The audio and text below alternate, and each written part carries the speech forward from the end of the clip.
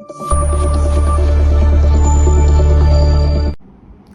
Everyone, నేను గీత. ఇవాళ topic అసలుకి మెంటల్ బ్రేక్ డౌన్. మనం మెంటల్లీ బ్రేక్ డౌన్ ఉన్నామా లేదా, ఎలా తెలుస్తుంది, ఏ విధంగా తెలుసుకోవాలి, ఎందుకు అంటే మనం ఏదైనా ఇంపార్టెంట్ వర్క్ ఒక ల్యాప్టాప్లో కానివ్వండి, ఒక మొబైల్లో కానివ్వండి చేస్తున్నప్పుడు బై మిస్టేక్ అవి బ్రేక్ డౌన్ అయితే ఏమవుతుంది, మనం చేస్తున్న ఇంపార్టెంట్ వర్క్ మొత్తం ఎరేజ్ అయిపోతుంది.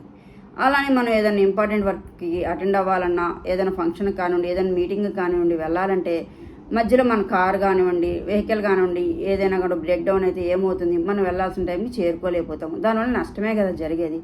అలానే మనం మెంటల్గా బ్రేక్ డౌన్ అయితే టోటల్గా అనమాట, ఫిజికల్గా కానివ్వండి, మెంటల్గా కానివ్వండి, ఎమోషనల్గా కానివ్వండి, ఫ్యామిలీ వైజ్గా కానివ్వండి, ఏదో ఒక విధంగా మనం టోటల్గా డ్యామేజ్ అయిపోతుందండి మన లైఫ్.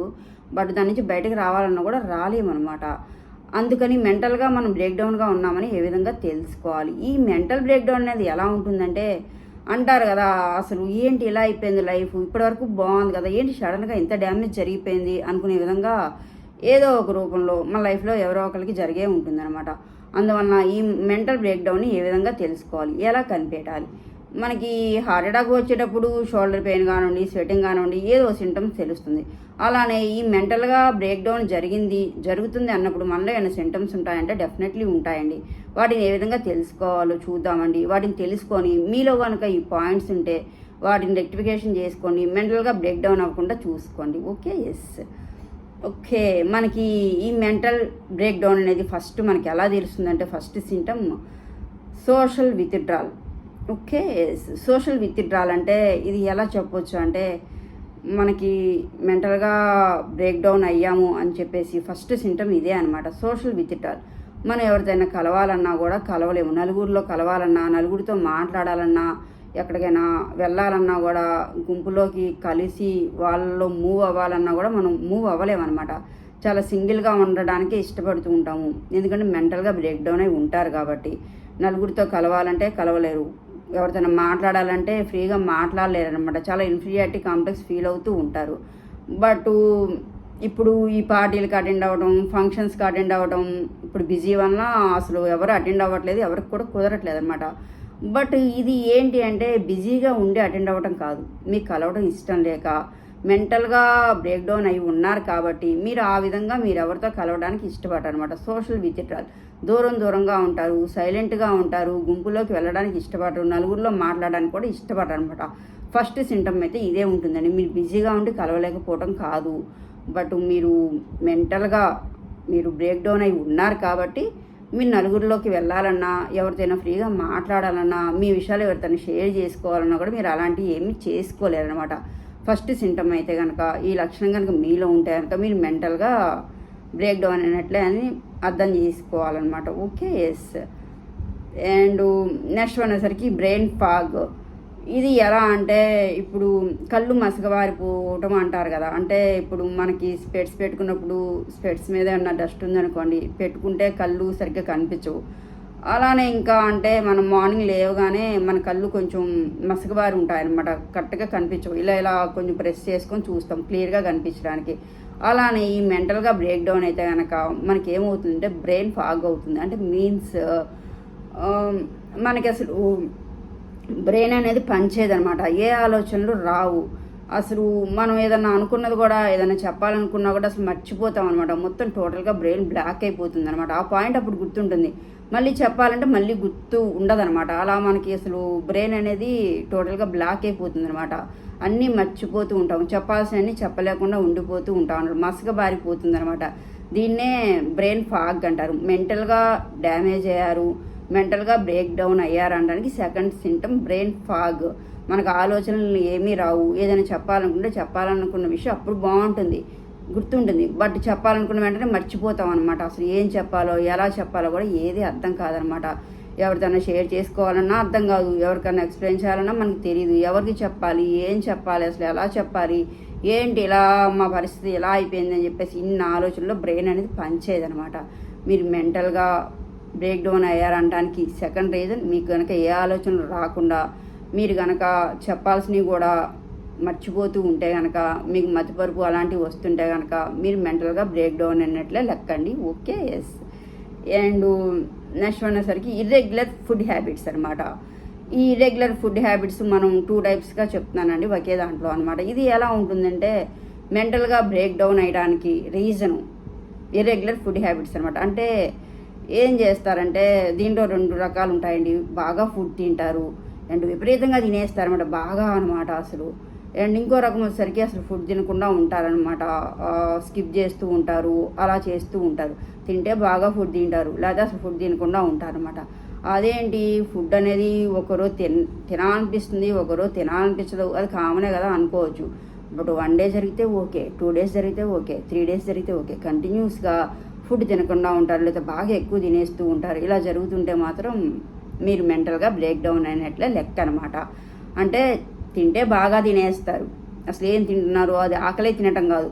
మీరు మెంటల్గా బ్రేక్ డౌన్ అయ్యి అసలు ఏం చేస్తున్నారో, ఏం తినాలో ఏం తినకూడదో తెలియక విపరీతంగా తినేస్తూ ఉంటారనమాట. ఇంకోటి ఏంటంటే స్కిప్ చేస్తూ ఉంటారు, అసలు ఫుడ్ అనేది తింటారనమాట. మనకి మామూలుగా morning tiffin, afternoon lunch, night dinner, ఈ 3 కామన్ ఫ్యాక్టర్స్ అవునా. బట్ ఈ 3 కనుక తింటే విపరీతంగా తినటం, లేకపోతే తినకపోవటం, ఏది జరిగినా కూడా అది రెగ్యులర్గా కంటిన్యూస్గా జరుగుతూ ఉంటే 1 or 2 డేస్ కాకుండా మీరు మెంటల్గా బ్రేక్ డౌన్ అయినట్లే లెక్క అనమాట. Okay, yes. అండ్ నెక్స్ట్ వచ్చేసరికి ఇర్రెగ్యులర్ స్లీపింగ్ పీరియడ్. ఓకే, ఈ ఇర్రెగ్యులర్ స్లీపింగ్ పీరియడ్ అంటే ఇది కూడా అంతే అండి, ఇర్రెగ్యులర్ ఫుడ్ పీరియడ్ లాగా ఇది కూడా ఉంటుందన్నమాట. స్లీపింగ్ అనేది బాగా పడుకుంటారు, కుంభకర్ణుడు అంటారు కదా, బాగా పడుకుంటారు, నిద్రొచ్చి పడుకోరు. అలా అని చెప్పేసి అంత బాగా పడుకుంటే మంచిది కదా అంటే అంత బాగా నిద్ర పట్టినా కూడా ఆ నిద్ర మధ్య మధ్యలో మెలకువ వస్తుంది, ఏదేదో ఆలోచనలు వస్తూ ఉంటాయి. మరి బాగా నిద్ర పడుతుంది కదా, లేవగానే ఫ్రెష్గా ఉండాలి అంటే ఫ్రెష్గా ఏమీ ఉండరు, చాలా మూడీగా ఉంటారు. రిలాక్స్ అనేది ఆ నిద్రలో అనేది ఉండదన్నమాట. ఏంటంటే మీరు మెంటల్గా బ్రేక్ డౌన్ అయిపోయి అలా విపరీతంగా పడుకుంటారు, ఏ పని చేయబుద్ధి కాదు, ఏం చేయాలో తెలియదు, ఊరికే పడుకుంటూ ఉంటారనమాట. అలా అని చెప్పేసి బాగా నిద్రపోతారంటే నిద్ర కూడా ఊరికే మెలకువ వస్తుంది, బట్ ఏదేదో కళ్ళు వస్తూ ఉంటాయి, బాగా డిస్టర్బ్డ్గా పడుకుంటూ ఉంటారు. ఎందుకంటే మైండ్ అనేది సరిగ్గా పనిచేయక మీరు అలా పడుకుంటారనమాట. ఇంకోటి ఏంటంటే అసలు నిద్ర అనేది లేకపోవడం అనమాట. సెకండ్ ఇది దీంట్లోనే అనమాట. అసలు నిద్ర అనేది పట్టదు, మీరు మెంటల్గా బ్రేక్ డౌన్ అయ్యారంటే ఊరికే అసలు ఎప్పుడు చూసినా కూడా మెలుకునే ఉంటారు, అసలు నిద్ర అనేది మీకు రాదనమాట. ఒకటి ఏంటంటే బాగా పడుకోవటం విపరీతంగా, ఇంకోటి అసలు నిద్ర లేకపోవడం అంట. మీరు మెంటల్గా బ్రేక్ డౌన్ అయ్యారు అని తెలియడానికి ఇంకో సింటమ్ ఏంటంటే మీకు ఇర్రెగ్యులర్ స్లీపింగ్ పీరియడ్ అనమాట. Okay, yes. అండ్ ఇంకోటి మీరు మెంటల్గా బ్రేక్ డౌన్ అయ్యారంటే ఇంకొక రీజన్ ఏంటంటే మీకు సోషల్ హైజీన్.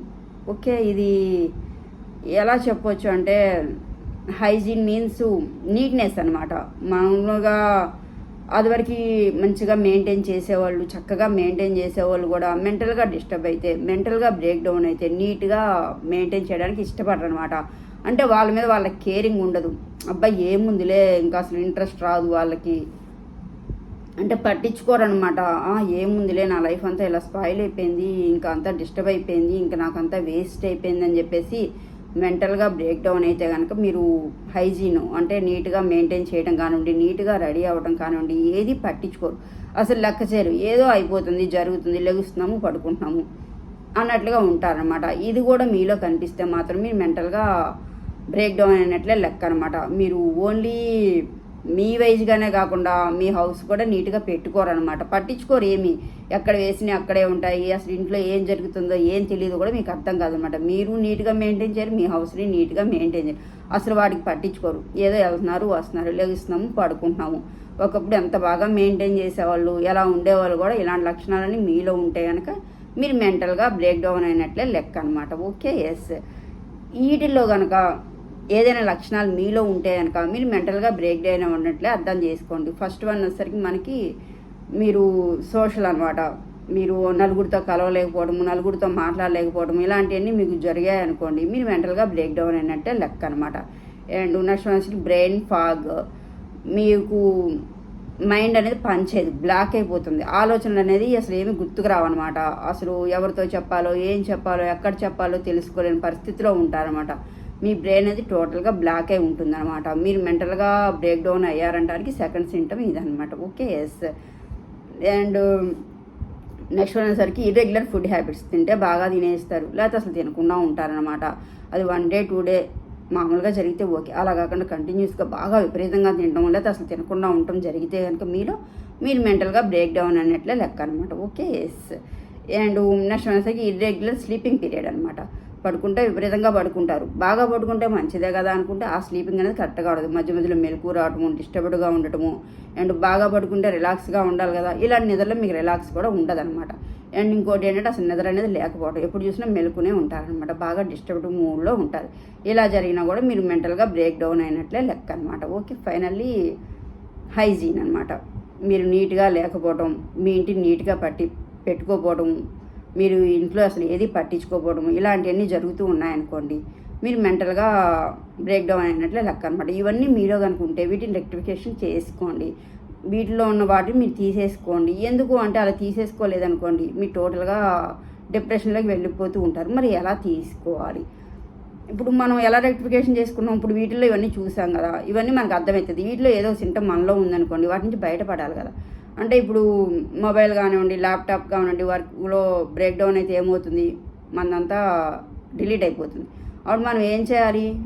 వాటి ఎందుకు అవి డిలీట్ అయిపోతాయి, ఎందుకు బ్రేక్ డౌన్ అవుతుందంటే స్టోరేజ్ ఎక్కువ అవడం వలన, దాన్ని సరిగ్గా పట్టించుకోకపోవడం వలన. అలానే కార్ ఎక్కడైనా బ్రేక్ డౌన్ అయినా, మనం వెళ్ళే దారిలో వెహికల్ బ్రేక్ డౌన్ అయినా ఏమవుతుంది, దానికి సరిగ్గా సర్వీసింగ్ చేయనట్లే లెక్క అనమాట. కరెక్ట్గా వెహికల్ని సర్వీసింగ్ చేసుకున్నాం అనుకోండి, అది మళ్ళీ చాలా కాలం పనిచేస్తుంది అనమాట. అలానే మనలో ఉన్న ఆలోచనని, నెగిటివ్ థింకింగ్స్ని డిలీట్ చేసామనుకోండి, మనకి మెంటల్గా బ్రేక్ డౌన్ అనేది రాదనమాట. ప్రాబ్లం అనేది వస్తుంది, బట్ ఎక్కువగా నెగిటివ్ థింకింగ్ అనేది ఆలోచించకుండా ఉంటే, మనం రెక్టిఫికేషన్ చేసుకుంటూ ఉంటే మనకి ఇలాంటివన్నీ జరగకుండా ఉంటాయన్నమాట. ఇవన్నీ ఫాలో అవ్వండి. వీటిలో కనుక ఏదైనా ఉంటే వాటిని మీలోంచి రెక్టిఫికేషన్ చేసుకోండి. నెగిటివ్ థింకింగ్స్ని తీసేసుకోండి, వాటిలోంచి బయటపడండి. అలా చేయటం వల్ల మీరు ఫిజికల్గా, మెంటల్గా, ఎమోషనల్గా చాలా స్ట్రాంగ్గా ఉంటారు. ఫ్యామిలీ వైజ్గా కానివ్వండి, రిలేషన్ వైజ్గా కానీ హ్యాపీగా ఉంటారు అనమాట. ఇవన్నీ జరగలేదనుకోండి, మన వలన ఎవరికి హ్యాపీ ఉండదు, మనతోటి ఎవరికి హ్యాపీ ఉండదు అనమాట. ఇవన్నీ క్యూర్ చేసుకుంటే మనం హ్యాపీగా ఉంటాము, మన చుట్టూ ఉన్న వాళ్ళని కూడా అందరినీ హ్యాపీగా ఉంచుతాం. ఇవన్నీ ఫాలో అయితే మీరు మెంటల్గా బ్రేక్ డౌన్ అవ్వకుండా చూసుకోండి. ఇవన్నీ ఫాలో అవ్వండి. వీటిల్లో కనుక ఏమైనా ఉంటాయనుకో వాటిని రెక్టిఫికేషన్ చేసుకోండి. నెగిటివ్ థింకింగ్స్ని మీ లైఫ్లోంచి తీసేసుకోండి. Okay, yes. వీడియో నచ్చితే లైక్ చేయండి, షేర్ చేయండి, సబ్స్క్రైబ్ చేయండి. Thank you.